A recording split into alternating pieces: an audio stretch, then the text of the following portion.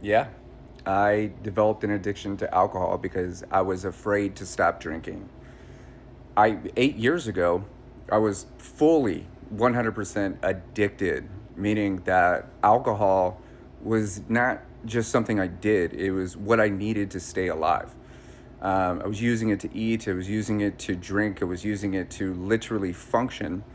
I was what's considered a high functioning alcoholic.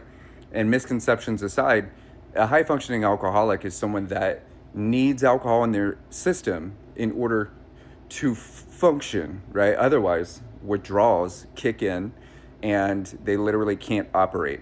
And for me, I drank for 24 years, 16, like you do, just regular, everyday, casually drinking.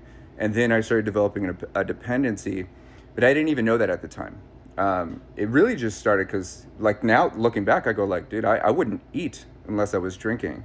So that's one of the earliest signs that you're developing some type of dependency, whether you would prefer alcohol along with your food.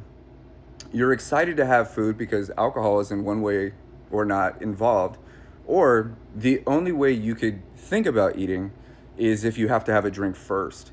And for me, my withdrawals, I at the time I didn't know the difference between a physiological response from drinking too much alcohol, like I partied last night, now I'm starting to shake in the morning. I didn't know that that wasn't associated with addiction.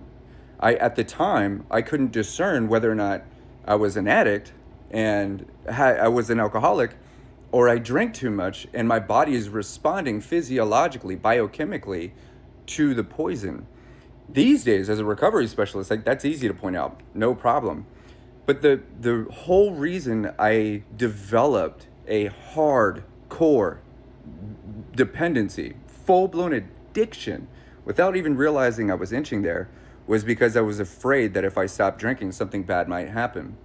And I remember being at the bar, it was like 10 a.m., and I asked the bartender, I was like, hey, bro, you drink every day. You drink just as much as I do. You have just as high of a tolerance as I do. You're feeding me alcohol. How do you not have a hangover?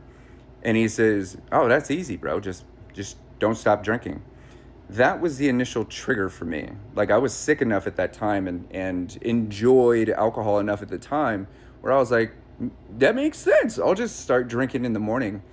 And then, like, at that point, my first thought was, oh, I'm starting to shake. This is before addiction.